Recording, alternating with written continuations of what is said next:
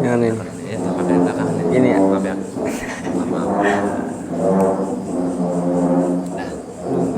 Sebelah doang ya. Udah. Udah Kak. Bismillahirrahmanirrahim. Assalamualaikum warahmatullahi wabarakatuh. Waalaikumsalam warahmatullahi wabarakatuh. A'udzu billah, bismillah, walhamdulillah, wassalatu wassalamu ala sayyidina Muhammadin Rasulillah wa ala alihi wa sahbihi wa man wala, la haula wa la quwwata illa billah. Rabbi shrah li sadri wa yassir li amri wahlul 'uqdatam min lisani yafqahu qawli, amma ba'du. Pertama yang kami hormati Ketua Pengajian Majelis Ta'lim Al-Muttaqin Bapak Dede Kurniawan, yang kami hormati Dewan Penasehat Majelis Ta'lim Al-Muttaqin Bapak Julius, dan yang kami hormati Bapak RW, Bapak RT Tabrani, para tokoh masyarakat, para sepuh bin sepuh, hadirin jamaah yang dirahmati oleh Allah Subhanahu wa taala. Mohon maaf tidak dapat disebutkan satu persatu namanya. Nanti kalau saya sebutin bisa sampai subuh. Hadirin jamaah yang dirahmati oleh Allah Subhanahu wa taala, dengan cucuran rahmat limpahan nikmat Allah Subhanahu wa taala, alhamdulillah kita dapat berkumpul di majelis taklim ini, di musolah ini. Mudah-mudahan apa yang kita lakukan mendapat barokah dan rahmat dari Allah Subhanahu wa taala. Salawat dan salam kita junjungkan kepada baginda Nabi besar agung, Nabi besar Muhammad sallallahu alaihi wasallam, kepada para keluarganya, para sahabatnya, para pengikutnya, hingga kita umatnya. Mudah-mudahan kelak di yaumil kiamah nanti kita mendapatkan syafaatul uzma dari baginda Nabi besar Muhammad sallallahu alaihi wasallam. Hadirin jamaah yang dirahmati oleh Allah Subhanahu wa taala, salah satu adab seorang murid ketika dia baca kitab atau membuka kitab, yaitu adabnya kirimin Al-Fatihah untuk pengarang kitab yang dibaca. Oleh karena itu sebelum kita belajar kitab Nashihul Ibad, kita kirimkan Al-Fatihah untuk musonif pengarang kitab ini, yaitu Asy-Syaikh Al-Alim Al-Allamah Muhammad Nawawi Ibni Umar Al-Jawi. Mudah-mudahan dengan kita kirimkan Al-Fatihah, beliau ridho, kitabnya kita baca, dan kita mendapatkan ilmu yang bermanfaat. Amin ya rabbal alamin. Al-Fatihatu biniyatil qabul wa tamami kulli su'lin wa ma'mul, wa ila hadratin Nabil Mustafa Muhammadin sallallahu alaihi wasallam wa ala alihi wa azwaji wa dzurriyyati wa ali baiti ajma'in, summa ila hadrati ususan ila muallif hadzal kitab Muhammad Nawawi Ibni Umar Al-Jawi, bi anna Allah yu'li darajatahum fil jannah wa yanfa'una bi barakatihim wa asrarihim wa anwarihim wa ulumihim fid din wa dunya wal akhirah. Al-Fatihah. A'udzu billahi minasy syaithanir rajim. Bismillahirrahmanirrahim. Alhamdulillahi rabbil alamin. Arrahmanir rahim. Maliki yaumiddin.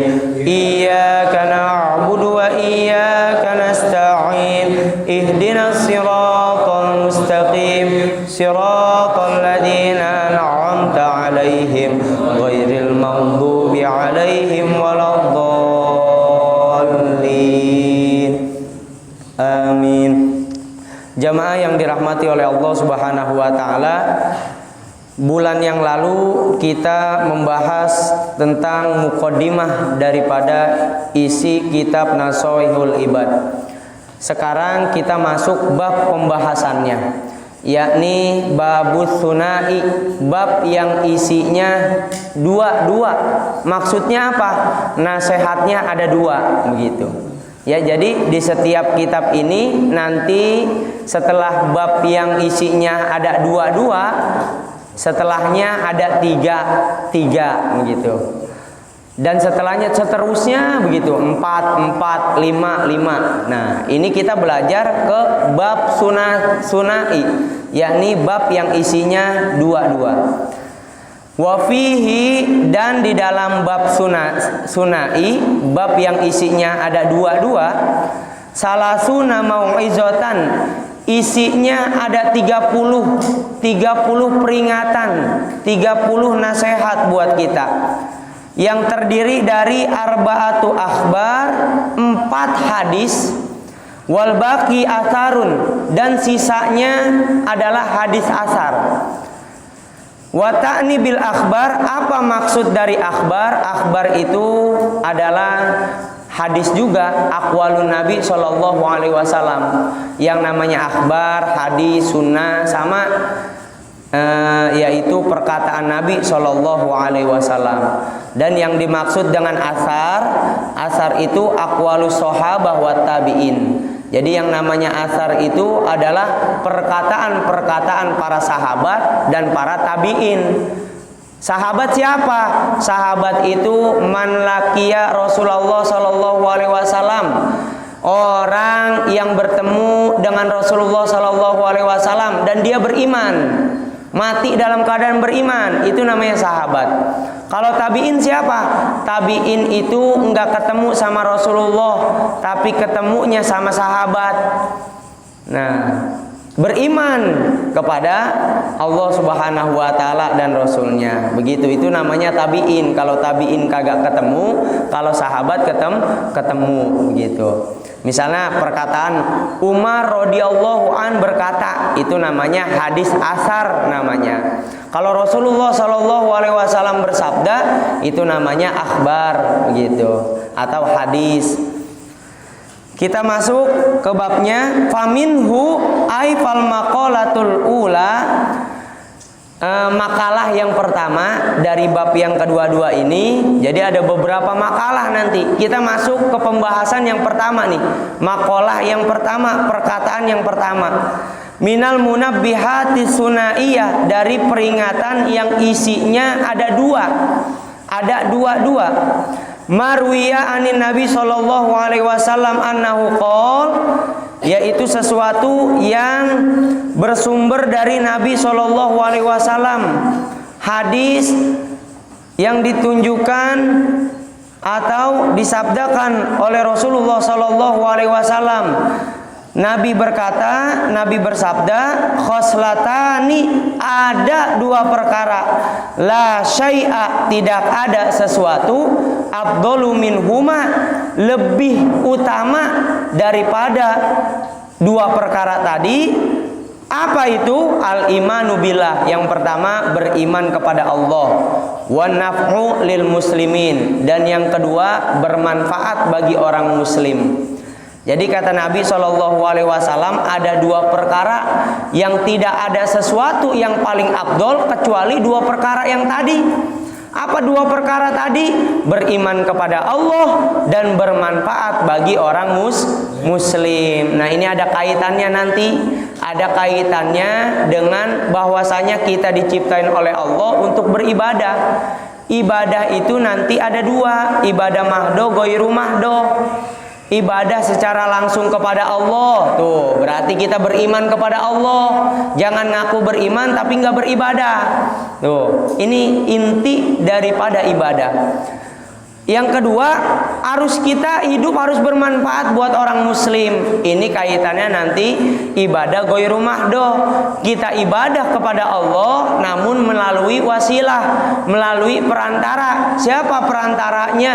Manusia. Kita berbuat baik sesama manusia. Nah, bil maqoli au bil jahi au bil mali au bil badani. Baik beriman dengan perkataan, berbuat bermanfaat untuk orang muslim itu dengan perkataan, baik dengan keagungan, baik dengan harta, baik dengan anggota badan sesuai yang kita punya. Kalau Bapak punya perkataan yang bijak, punya nasihat-nasihat yang bikin orang jadi benar, pakai perkataan. Kalau Bapak punya harta, maka Bapak ibadahnya tuh pakai harta, infak di jalan Allah, tuh berarti beriman kepada Allah, dan itu pun bermanfaat buat orang muslim begitu. Qala Rasulullah sallallahu alaihi wasallam. Yang kedua, hadis Nabi sallallahu alaihi wasallam. Ini masih makalah yang pertama. Kata Nabi sallallahu alaihi wasallam, man asbaha, siapa orang yang di waktu pagi la yanwi, tidak berniat, azulma, melakukan kezoliman, ala ahadin, atas seseorang, gufirolahu majana, maka diampuni segala dosa-dosanya yang pernah dia perbuat. Tuh, ini amalan juga nih.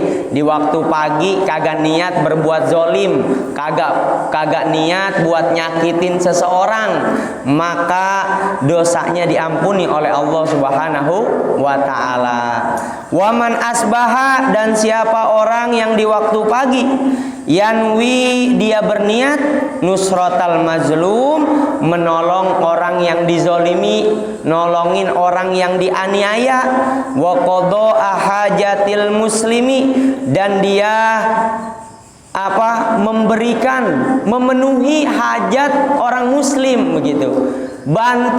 Ngebantu daripada orang punya kesusahan begitu, hajatnya dipenuhin begitu di waktu pagi nih. Kanat lahu ka ajri hajjatin mabruratin, maka sama aja pahalanya seperti dia mendapatkan pahala haji yang mabrur. Tuh, subhanallah. Kita niat nolongin orang yang dizolimi, sama niat, oh saya niat mau bantuin orang ini nih ntar nih. Tuh, itu baru niatnya aja udah dicatat pahalanya. Pahalanya besar banget seperti haji mabrur. Belum tentu orang yang pergi ke Mekah untuk melaksanakan haji itu mendapatkan haji yang mabrur. Tapi ini, wah, amalannya dua, nolongin orang yang dianiaya sama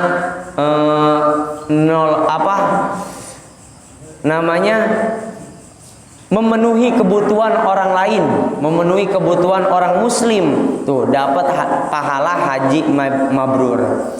Wa qala alaihi salam, dan Nabi bersabda lagi nih kayak begini, ahabbul ibad, hamba yang paling dicintai ilallahi ta'ala, kepada oleh Allah Subhanahu wa taala, anfa'un nas, orang yang paling bermanfaat bagi manusia.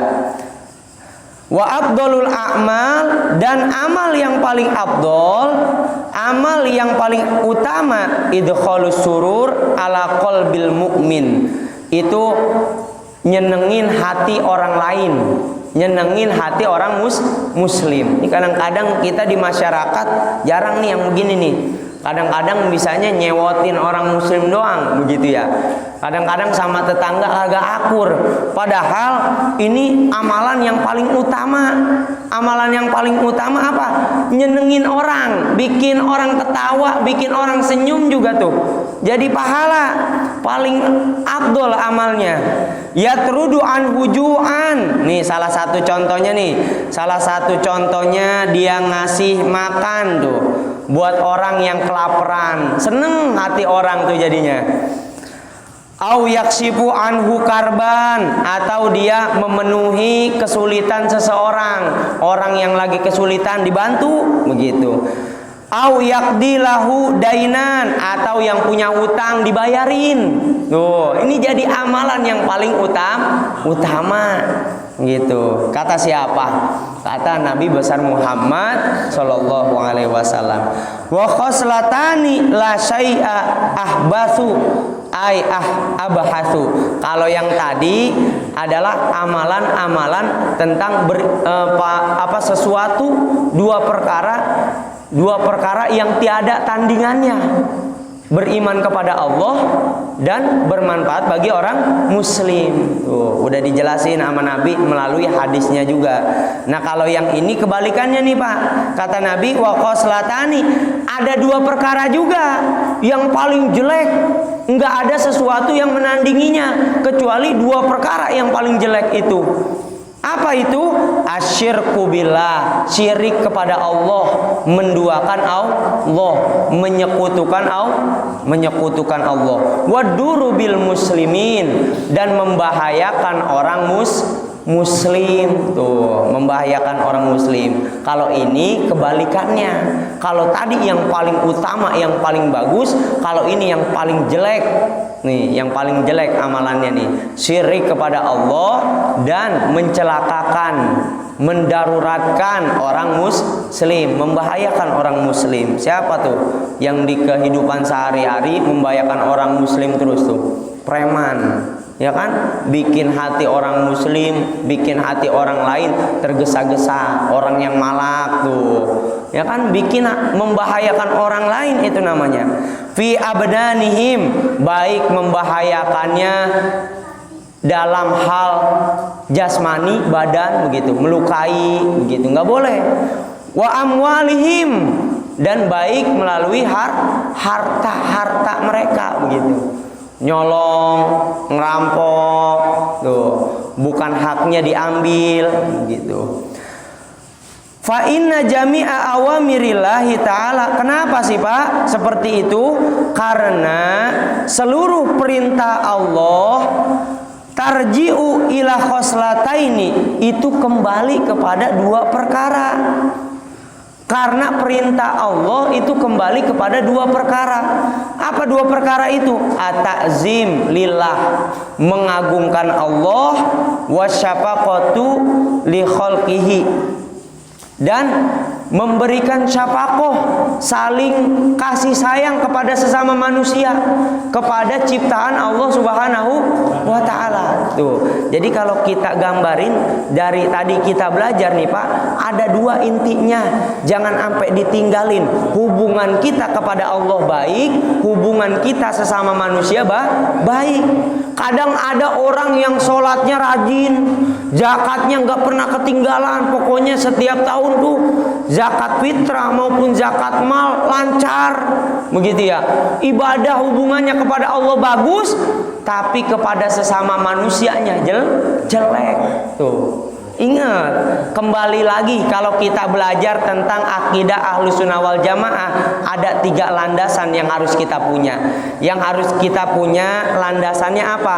Makanya Ahlussunnah wal Jamaah mah belajar yang diwajibin, jangan sampai ketinggalan ini nih, pelajaran ini nih. Apa yang pertama? Yang pertama belajar akidah. Jangan sampai kagak kenal yang namanya akidah, karena akidah mah berkaitan dengan keyakinan. Mainnya di mana? Di hati. Tuh, di hati. Keimanan kita. Yang kedua, jangan sampai ketinggalan yang namanya pelajaran fikih. Tuh, berhubungannya dengan apa? Syariat. Berhubungannya dengan apa? Kehidupan sehari-hari. Qiyamul badan. Badan kita harus berdiri, menegakkan begitu, menegakkan syariat Allah. Hati kita manut kepada Allah, badan pun bergerak begitu. Sama yang terakhir, ajaran akidah Ahlussunnah wal Jamaah, tasawuf, pelajaran tasawuf ini lebih tinggi lagi. Nanti kalau kita kaitkan kembali lagi sama pangkal hadisnya. Apa pangkal hadisnya? Tentang hadis yang Jibril datang ngajarin kepada Rasulullah tentang Islam, iman, dan ihsan. Islam hubungannya sama syariat, fikih. Tuh, makanya jangan pernah lelah belajar yang namanya pelajaran fikih begitu. Iman masalah akidah, ihsan masalah tasawuf begitu. Itu ada hubungannya nanti seperti itu. Kaqaulihi ta'ala aqimus shalah. Nah, seperti firman Allah Subhanahu wa taala, dirikanlah salat, aqimus shalah.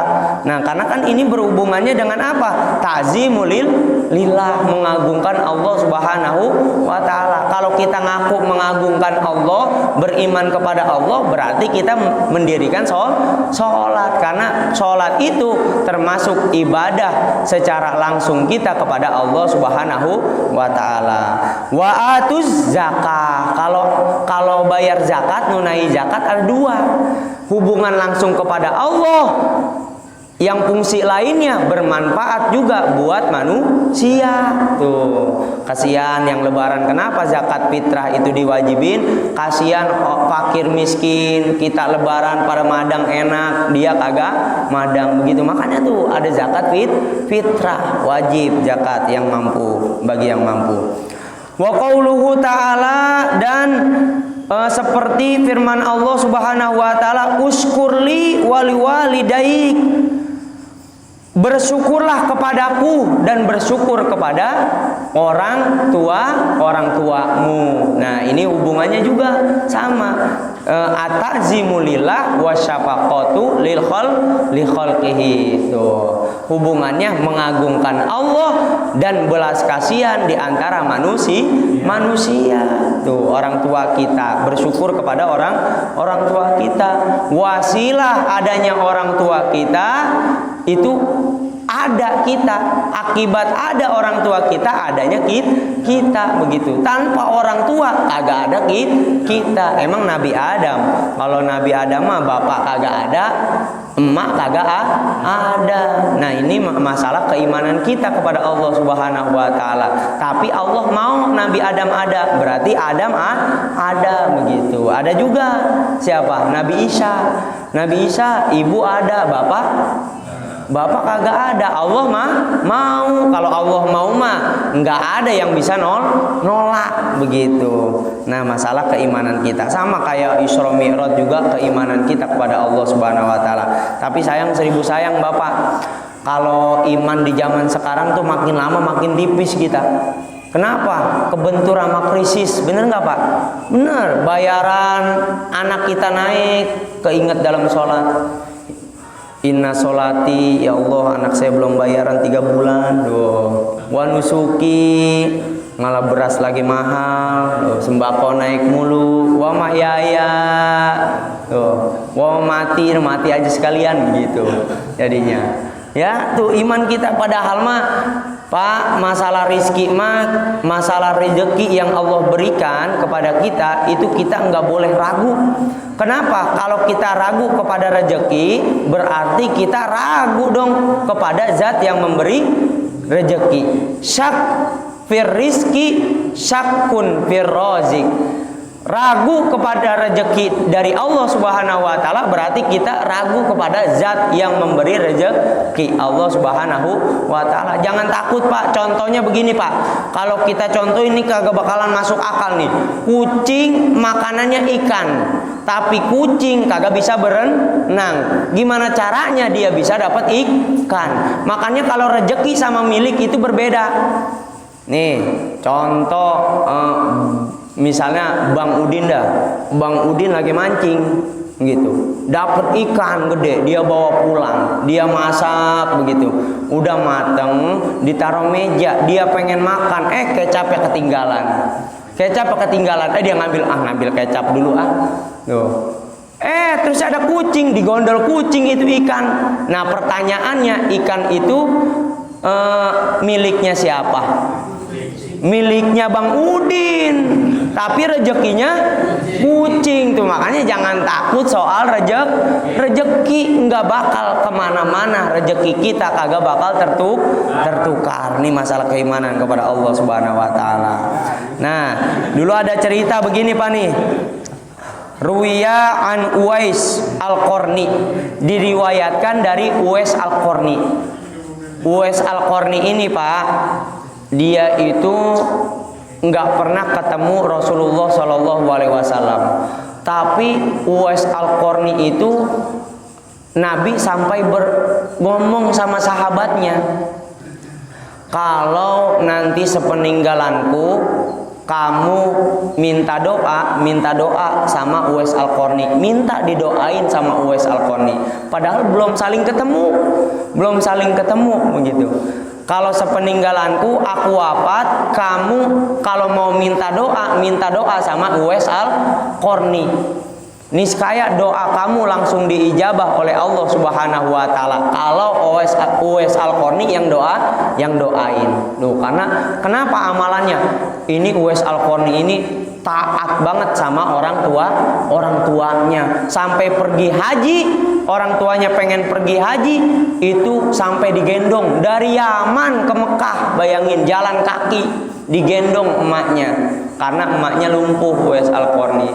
Tuh. Pas di Mekah mampir ke rumah Rasulullah lagi tugas negara, perang di jalan Allah Subhanahu wa taala, kagak ketemu jadinya. Nah, Uwais Al-Qarni ini salah satunya. Makanya sampai-sampai Rasulullah Shallallahu alaihi wasallam ngomong sama sahabatnya seperti itu, sepeninggalanku minta doa sama Uwais Al-Qarni. Jadi ada cerita diriwayatkan dari Uwais Al-Qarni seperti ini. Annahu qala, bahwasanya Uwais Al-Qarni pernah berkata, marartu fi ba'di siyahati, aku pernah berjalan di sebagian perjalananku. Di sebagian perjalananku, aku berjalan birohibin, dengan seorang pendeta. Fakultu, dan aku bertanya kepada pendeta itu, ya rohib, wahai pendeta, ma awwalu darajatin yarqohal murid, apa perkara pertama, apa sesuatu yang pertama kali yang dapat mengangkat derajat manusia, yang dapat mengangkat derajat seorang murid, begitu, seseorang lah umumnya mah seperti itu. Qala, maka pendeta itu berkata, raddul mazolim, mengembalikan hak-hak orang yang pernah dizolimi. Itu yang pertama. Wa khifatu zuhri minat tabiat, dan meringankan punggung dari tanggung jawabnya. Fa innahu la yas'adu lil 'abdi 'amalun wa 'alaihi tabi'atun au mazlamatun. Karena tidak akan naik, tidak akan diterima oleh Allah Subhanahu wa taala amalan seseorang kalau dia masih berbuat kezoliman terhadap seseorang lainnya. Tuh, makanya amal ibadah kita yang selama ini puntang-panting kita kerjain, sujud kita, nonggeng-nonggeng kita, Pak, itu kagak bakal naik, kagak bakal diterima oleh Allah Subhanahu wa taala kalau kita masih punya salah sama orang lain, masih pernah ngezolimin orang lain tuh. Naudzubillahi min dalik. Mudah-mudahan kita semua bukan orang yang saling zolim menzolimi, begitu. Nah, ini maqalah yang pertama. Selesai sudah pembelajaran kita maqalah yang pertama ini. Mudah-mudahan dari pelajaran ini intinya, Pak, harus kita perhatikan. Perhatikan apa? Perhatikan hubungan kita kepada Allah dan hubungan kita kepada manusia. Jangan dikedepankan satunya doang, ditinggalin yang satunya. Baik sama manusia, baik juga sama Allah Subhanahu wa taala. Mudah-mudahan apa yang saya sampaikan bermanfaat. Mungkin pertemuan selanjutnya kita bahas satu maqalah karena maqalah yang pertama ini lumayan setengah dari halaman ini, jadi kita maqalah yang pertama saja. Besok maqalah yang kedua itu tentang kewajiban kita harus duduk di majelis taklim, begitu. Jangan sampai kagak, begitu. Nih, anjurannya ada, harus duduk sama ulama, sama ustadz, sama guru-guru, begitu. Ya, mudah-mudahan pertemuan kali ini dapat bermanfaat dan kita mendapatkan keberkahan dan ridho dari Allah Subhanahu wa taala. Segala kekurangan yang saya sampaikan itu dari pribadi saya sendiri dan benar datangnya dari Allah Subhanahu wa taala. Wallahu muwaffiq ila aqwamit thoriq. Mohon maaf. Wassalamualaikum warahmatullahi wabarakatuh. Waalaikumsalam.